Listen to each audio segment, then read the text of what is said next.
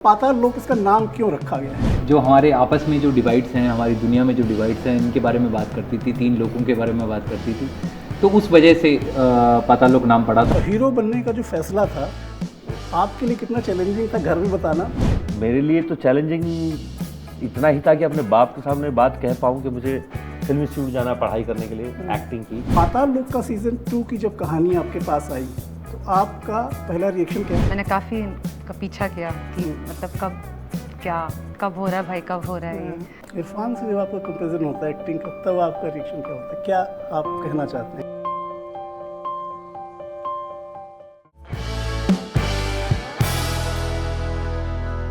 नमस्कार, मैं हूं पंकज शुक्ल और एक बार फिर आपका स्वागत है नए साल में आपके पसंदीदा चैनल अमरउजाला.com पर। आप सबको नए साल की बहुत बहुत शुभकामनाएं। और नए साल में की पहली सीरीज का हम इंटरव्यू करने जा रहे हैं। हमारे साथ हैं जयदीप पहलावत, तिलोत्तमा शोम और सुदीप।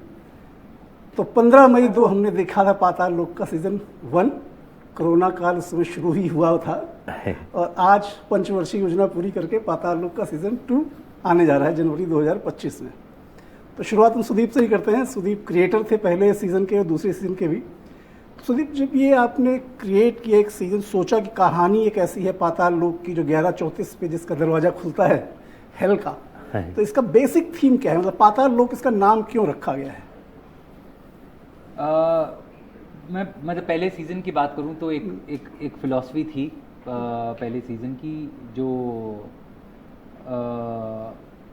जो हमारे आपस में जो डिवाइड्स हैं, हमारी दुनिया में जो डिवाइड्स हैं, इनके बारे में बात करती थी, तीन लोगों के बारे में बात करती थी। तो उस वजह से पाताल लोक नाम पड़ा था। और जो किरदार थे वो इन तीनों दुनियाओं से आते थे और उनके आने और मिलने की वजह से जो क्लैश होता था और उस क्लैश के क्या नतीजे होते थे उनका लेखा जोखा था पहले सीज़न में। तो वहाँ से पाताल लोक नाम पड़ा। अब सेकंड सीज़न बना रहे हो तो अब वो आपकी लेगेसी है जो आप वो कैरी फॉरवर्ड, हाँ, आप कैरी फॉरवर्ड कर रहे हो उसको। पर तो इस बार मृत्यु लोक का ज़्यादा काम है पाताल लोक से ज़्यादा? त्रिलोक या उस तरह से कहूँ तो मैं शायद अब की बार ये सतही तौर पे होने की बजाय या बहुत ऑब्वियस तौर पे होने की बजाय ये शायद हमारे अंदर ये जो उथल पुथल चलती है हमारे अंदर, ये जो दुनियाएं हैं, शायद उनकी कहानी है। शायद ये तीनों लोग हमारे अंदर ही हैं, बाहर के देखने की बजाय। तो हाथीराम से पूछते हैं, वैसे तो सारा शास्त्रों में लिखा हुआ है, इन्होंने सब कुछ व्हाट्सएप पे पढ़ा हुआ है। आप बताइए कि हाथीराम चौधरी जो है वापस लौट के आ चुका है नौकरी करने अपनी, तो इस बार क्या धमाका करने जा रहा है? और मुझे लगा शायद इस बार सुदीप ले गए हैं अपने बर्थ प्लेस की तरफ कहानी। हाँ, उन्होंने वहाँ किया उसको जहाँ वो पले बड़े हैं थोड़ा कुछ समय तक तो ज़रूर। तो बट है वो क्योंकि एकदम अननोन टेरिटरी है हाथीराम के लिए भी, और बहुत सारे लोग जो इधर से उधर जाएंगे। और स्पेशली अगर मैं सिर्फ हाथीराम की बात करूं तो वो दिल्ली से चित्रकूट जाना फिर भी आसान था। जानी पहचानी जनता है, जाने पहचाने चेहरे हैं, भाषा है, पहनावा है, खान पान है। पर जब इतनी अननोन टेरिटरी में जाते हो जहां आपका कोई बहुत ज़्यादा पावर गेम चल नहीं सकता है, तो आप कितना हेल्पलेस फील कर सकते हो सिचुएशंस में। जबकि आपके अंदर का जो इंसान है, जो ऑफिसर है, वो हमेशा चाहता है कि वो सच बाहर निकले, जो जिसकी खोज में वो निकला है। पर क्योंकि सिचुएशंस जो है वो अनफेवरेबल हैं उसके लिए, वहाँ कुछ बहुत ज़्यादा सहयोग मिलेगा नहीं, और ना अपनी धौंस जमा सकते हैं कि मैं दिल्ली से आया हूँ। तो इसलिए कठिनाइयाँ थोड़ी भारी हो गई, बड़ी हो गई। और जैसे कि आपने ट्रेलर देखा होगा तो उसमें वो वैसा वाला फील है कि बात अब जान पे आ गई है। तो हाँ, उसकी कठिनाइयाँ बढ़ गई हैं। तो 2020 से लेकर 2025 तक जयदीप पहलावत का तो आर्क ही बदल चुका है जी। हम उस पर आएंगे। तो तिलोत्तमा से सवाल करते हैं। तिलोत्तमा की जर्नी बहुत ही इंटरेस्टिंग रही है as an actor. International cinema और इंडियन सिनेमा और अलग अलग भाषाओं में आपने काम किया है। पाताल लोक का सीजन 2 की जब कहानी आपके पास आई तो आपका पहला रिएक्शन क्या था? और आपने पाताल लोक 1 देख रखा था तब तक? जी, हम बहुत बड़े फ़ैन हैं पाताल लोक के जी। तो मतलब जब कॉल ही आया था, स्क्रिप्ट भी नहीं आया था, तो मतलब मैंने काफ़ी का पीछा किया कि मतलब कब हो रहा है भाई, कब हो रहा है ये। और it was really a dream come true कि ऐसे एक to be a part of a show like this. जो सुदीप ने बनाया हो और जयदीप ने उसको निभाया हो. बिल्कुल. And because I think it also showed a new kind of man, you know, which we hadn't seen. So it was very exciting to be a part of this world. But when I read the script, that's when I understood what is this Sudeep Sharma craze and why actors would want to work with him. तो सुदीप से ही पूछते हैं कि जो create किया है इन्होंने, आपने इतने सारे अलग अलग डायरेक्टर्स के काम किया इंडस्ट्री में, अब्बास मस्तान से लेकर के वो तमाम सारे दोस्तों, सस्पेंस थ्रिलर का जो एक जॉनर है, जो पाताल लोक ने एक तरह से देखा जाए 5 साल पहले एक पैरामीटर सेट किया कि this is what A Hindi web series should be if you making a suspense thriller. तो अपना ही पैरामीटर को बरकरार रखना, एक आपको जो एक मिल जाता है कि आपकी एक पहचान बन जाती है एक सीरीज़, उस पैमाने पर खुद को बार बार खरा साबित करने के लिए कितनी मेहनत करनी पड़ी इस बार आपको? अब मतलब मैं इस तरह से नहीं देखता कि अभी कोई मतलब मुझे शायद ये लगता भी नहीं कि कोई मैंने कोई मापदंड सेट किया क्योंकि आप डायरेक्टर भी हैं इसलिए पूछा. हाँ, मैंने नहीं, क्योंकि ये बहुत शायद आप एक ही चीज़ की तमन्ना रख सकते हो as an artist, as a writer, as an actor, कि जो मैं अगला करूं वो मेरे पिछले से बेहतर हो. वो आप शायद वो उसको अपने आप को बेहतर करने की आप कोशिश कर सकते हो, वही आपके हाथ में है. और हो सकता है वो कोशिश पूरी ना हो, और ये भी पॉसिबल होगा कई बार कि वो कोशिश कर सकते हैं, लेकिन पर हम कोशिश कर सकते हैं. पर हमारे अंदर अगर हम उसको ईमानदारी से निभाएं उस कोशिश को, आई थिंक उतना बहुत है. तो मैं जब भी कोई नया कुछ नया करना शुरू करता हूं तो इसी और मैनेजमेंट की पढ़ाई कितनी काम आती है आपको स्क्रिप्ट राइटिंग में? राइटिंग में तो बिल्कुल नहीं. इनफैक्ट राइटिंग में तो आपको सबसे पहले उसको बाहर रखना पड़ता है, क्योंकि ये पूरी दुनिया लगी रहती है किसी तरह IIM में मेरा सिलेक्शन हो जाए, आपका सिलेक्शन हो गया, आप सिनेमा बनाने आ गए. हाँ, मतलब हाँ, तो राइटिंग में तो बिल्कुल नहीं. राइटिंग में तो बिल्कुल कहाँ काम आता है वो मैनेजमेंट का जो सीखा हुआ सिनेमा में? शायद बिकॉज मैं शोरन भी करता हूँ और उसमें बहुत ज़्यादा मैनेजिंग और प्रोड्यूसिंग और प्रोडक्शन और एक शेड्यूलिंग और वो बहुत सारी चीज़ें वो चाहिए, उसमें काफ़ी काम आता है. और शायद कहीं ना कहीं जब आप क्या होता है, जब आप कोई भी सीरीज़ बनाने जा रहे हो तो ये एक आर्ट फॉर्म है जिसमें बहुत पैसे लगते हैं, और कुछ लोग होते हैं जो आप पे ट्रस्ट करते हैं और आपको वो पैसे देते हैं और बोलते हैं कि चलो ये बनाओ. पैसे को ठीक से मैनेज करना वो एक अलग आर्ट फॉर्म है जो राइटिंग से नहीं आता है, जो आप उसमें शायद मुझे मेरी जो पढ़ाई रही जो भी समय आप बचा सकते हो पैसा बचा रहे हैं. बिल्कुल वो एक्सपीरियंस शायद काम आता है. लोगों से कैसे डील करना है, लोगों को कैसे हैंडल करना है, अलग अलग तरह के लोगों से, शायद उसमें भी कहीं ना कहीं काम आता है. जयदीप के पास आते हैं. हमने बात की थी फ़ोन पे पिछली बार, सोचूं कोरोना चल रहा था जब पाताल लोक 1 आया था, उसके बाद से हमने जयदीप को कई सारे किरदारों में देखा है, और एक से बढ़कर एक. जो सुदीप कर रहे थे ना, हर दिन आपको उसको बेहतर करते रहना पड़ता है. तो हमारी जाने जान के इसमें मुलाकात हुई, महाराज की इसमें मुलाकात हुई. अभी जयदीप अहलावत जब देखता है हाथीराम चौधरी को, पहली बार जब मैंने हाथीराम चौधरी किया था तो जयदीप अहलावत का एक अप्रोच रहा होगा कि दिल्ली पुलिस का इंस्पेक्टर मैं कैसे करूँगा. अब इतना सारा बॉडी ऑफ वर्क करके, इतनी सारी प्रेज मिलने के बाद, इतने सारे अवार्ड पिछले 5 साल में जीतने के बाद में, वही अप्रोच है हाथीराम चौधरी को लेकर के, या आपको लगता है कि नहीं अब मैं इसको अपलिफ्ट करना चाहता हूँ, थोड़ा और आगे ले जाना चाहता हूँ? नहीं, अप्रोच सेम है. अप्रोच इन द सेंस के आप उसमें उतना ही ट्रुथ ला सको जितना ज़रूरी है, रिक्वायर्ड है, जितना पेपर पे लिखा गया है, जितने प्यार से. अप्रोच तो वही है. उसके अलावा नहीं, वो और कोई प्रेशर नहीं है इस बात का. आपका जूनियर जब आपका सीनियर बन जाता है, हाँ, तो कितना बड़ा चैलेंज होता है उस कैरेक्टर को फेस करना ऑन स्क्रीन और रियल लाइफ में भी? आई थिंक जिस तरह से वो लिखा गया है, पर वो अगेन वो डिपेंड करता है कि आपका जूनियर जब सीनियर बना उससे पहले का क्या रिलेशनशिप था. हाँ. इसके ऊपर भी बहुत कुछ डिपेंड अंसारी करता ने है. आपको एडवाइस किया है पहले तो सीजन में. बिल्कुल वो बहुत इंटरेस्टिंग सीन्स है मेरे लिए. जब आप एक ट्रेलर में भी क्लिप है जहां वो पहली बार ऐसे एक ऑलमोस्ट सामने सामने बैठे हैं, अब वो सीनियर हो गया है.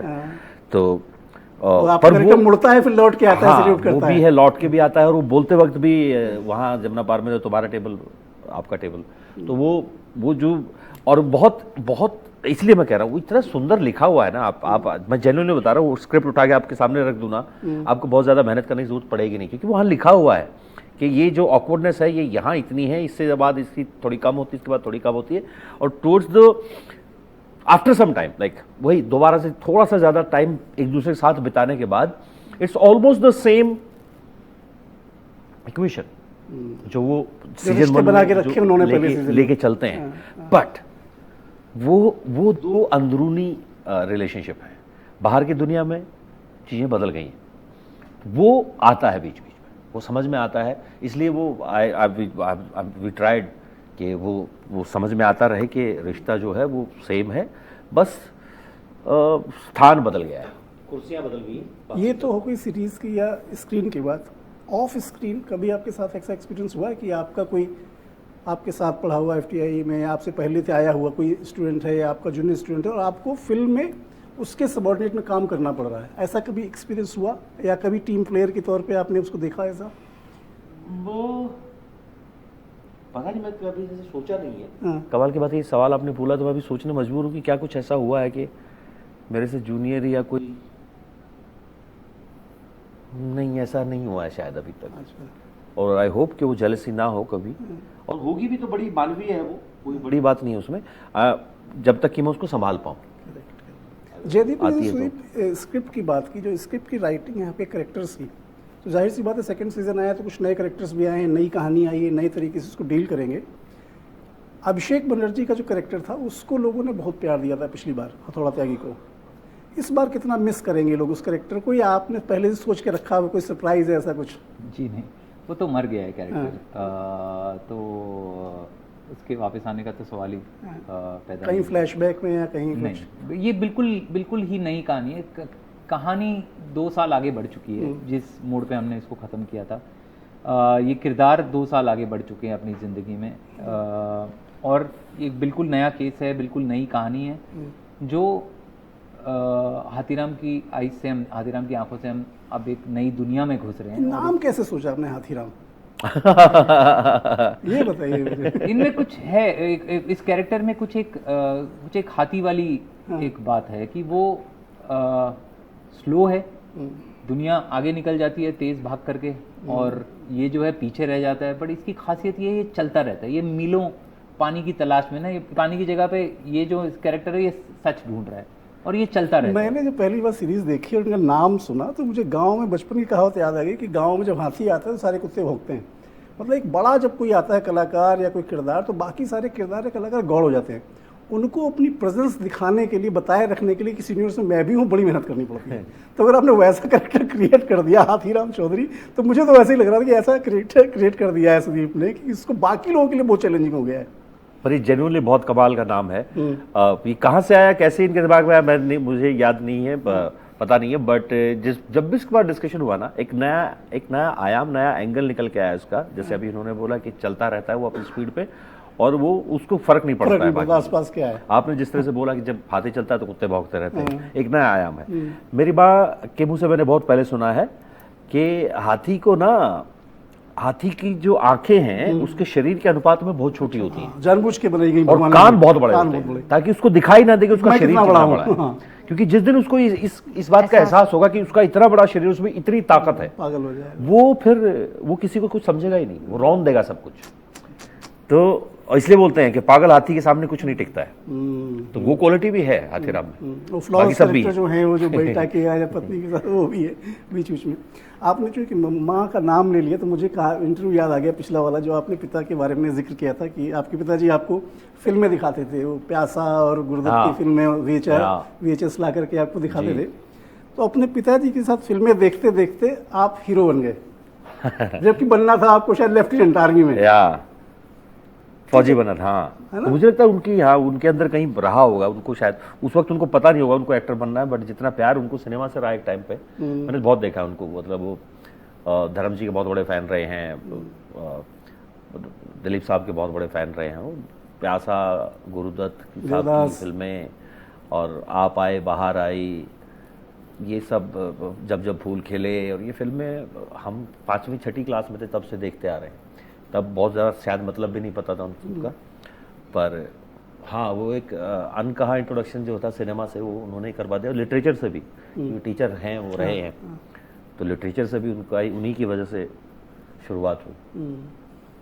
और हीरो बनने का जो फैसला था वो आपके लिए कितना चैलेंजिंग था घर में बताना, और आपके पिता के लिए कितना चैलेंजिंग था एक्सेप्ट करना कि नहीं मेरा लड़का जो फौजी बनने वाला था, फौज में अफसर, वो अब हीरो बनेगा?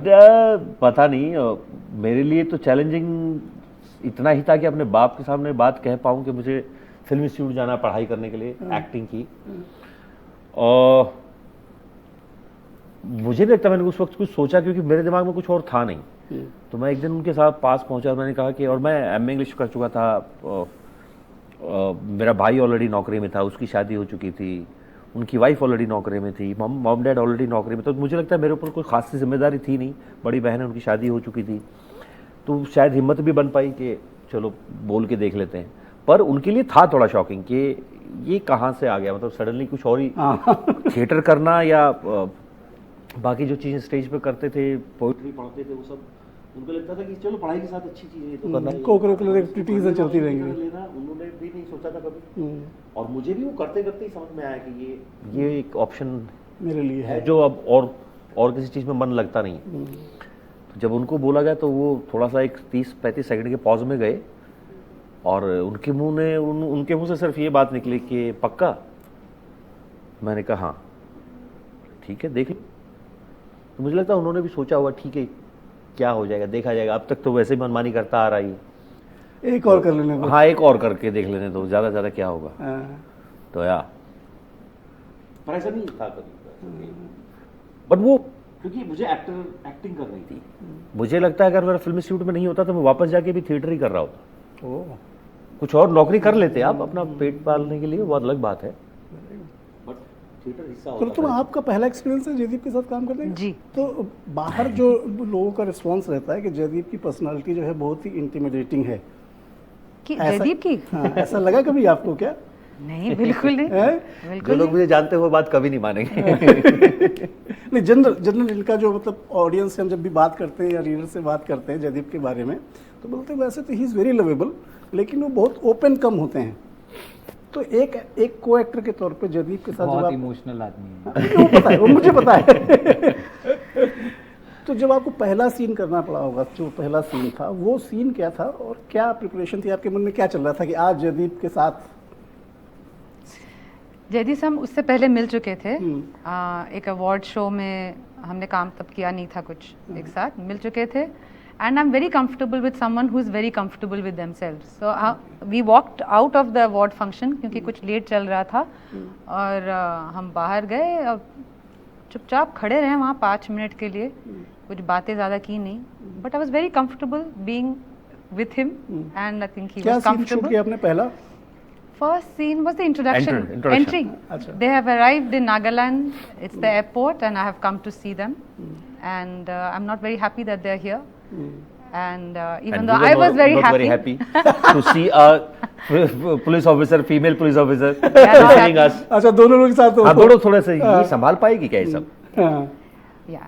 So that was the first scene. I think the first day, it was also my first day on shoot.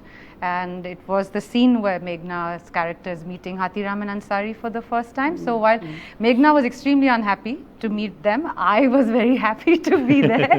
and I think, you know, this is what an audience may not see or understand directly, but it's these opposite feelings. Yes. You know, this dialectic between you being very excited to be somewhere, but these opposite feelings also bring some magnetic effect on the screen.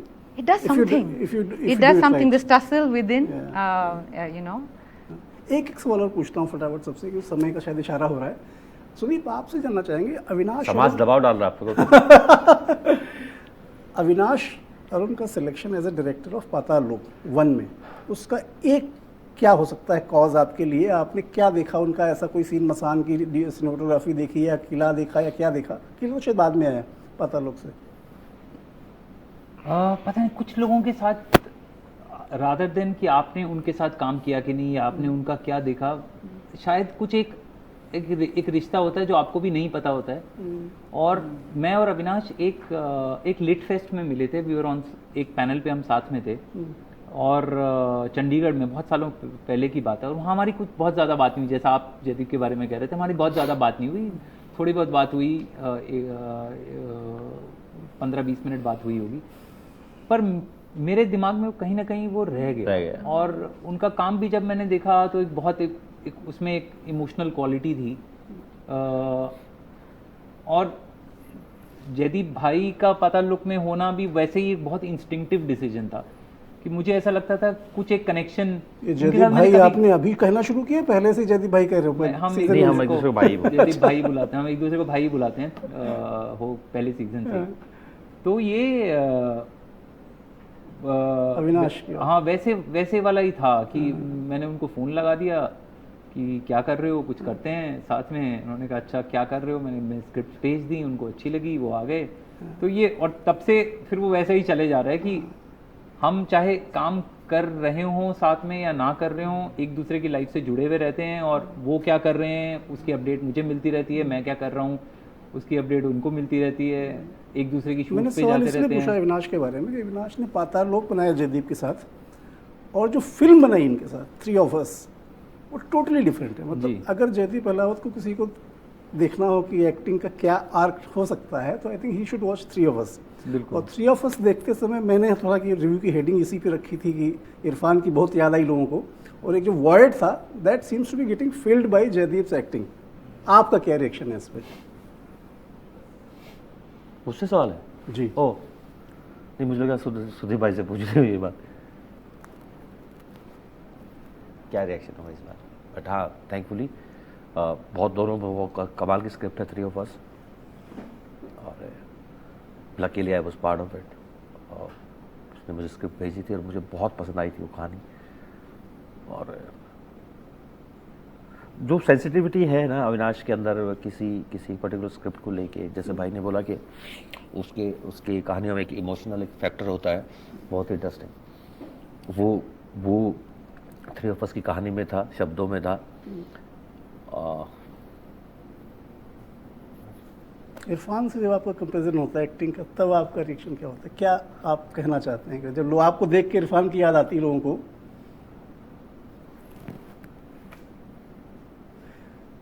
एक आखिरी सवाल पूछता हूँ तिलोत्तमा से, किसी भी series का जो बनना होता है, चूँकि आप हिंदी में शायद बहुत ज़्यादा कंफर्टेबल नहीं रहती, पिछली बार हमारा जब इंटरव्यू हुआ था, और आपको अगर करेक्टर ऐसा मिल जाए कि जहाँ पे आपको बहुत ज़्यादा हिंदी पे जोर ना हो, अगर नॉर्थ ईस्ट का करेक्टर है, नागालैंड की पुलिस ऑफिसर, तो जाहिर सी बात है आपको बहुत ज़्यादा हिंदी बोलनी नहीं है, तो आप कितना खुश होती होंगी कि मुझे लैंग्वेज का चैलेंज नहीं है इस बार? कोई चैलेंज ना हो तो वो भी बहुत बोरिंग हो जाता है। वेरी गुड, है ना? हाँ। तो इसमें नागामीज का था, लहजा पकड़ना था। She is Assamese who is in Nagaland and speaking Nagamese, and so her Hindi, her English, everything has a certain, so it was great to do that. एक क्विक सवाल मैं पूछ लूँ, मैं रोक नहीं पा रहा हूँ खुद को, कि अविनाश ने आपका जो पेयर बनाया जी, शेफाली शाह और आपका 3 of Us में, वो पेयर रिपीट होना अपने आप में एक डायरेक्टर की बहुत बड़ी जीत होती है जी। और आप एक फिल्म कर रहे हैं हिसाब जी, जिसमें आप दोनों को एक साथ लिया गया, और फिल्म मुझे लगता है शायद पाताल लोक और डेली क्राइम का कुछ मिला दिया जाए तो वैसा कुछ बनेगा नहीं। हाँ, ऐसा कुछ नहीं है उसमें, पर बहुत इंटरेस्टिंग कहानी विपुल सर ने बनाया, उसको डायरेक्ट किया, फिल्म खत्म, शूट खत्म हो गया, बट ऐसा कोई मिक्स नहीं है उसमें कि डेली क्राइम और पाताल लोक का कोई मिक्स नहीं, बिल्कुल अलग कहानी है, बहुत ही अलग किरदार है, बहुत फन लविंग दुनिया है वो। जितनी डार्क, विपुल से मेरी बात बता रहे थे कि आंखें वाले जॉनर की फिल्म है कुछ। नहीं, आपने कुछ अलग ही सुन लिया है, वो अलग ही तरह का एक अपने आप में एक इंटरेस्टिंग कहानी है, बट उसका जोनर जो है वो आपको देख के ही समझ में आएगा, तो मजा आएगा। बट हाँ, ये जरूर था कि शेफाली मैम के साथ दोबारा, और मैं ऑफकोर्स विपुल सर के साथ सालों बाद कमांडो में मैंने उनके साथ काम किया था, तो उनके साथ दोबारा काम करके मुझे बहुत मजा आया। Thank you so much, thank you. तो अभी हम लोग देखते हैं सब लोग 17 जनवरी को पाताल लोक का सीजन 2, और उसके बाद 2025 में ही जयदीप की फिल्म आएगी हिसाब, उसका भी इंतजार रहेगा। Thank you so much. Thank you.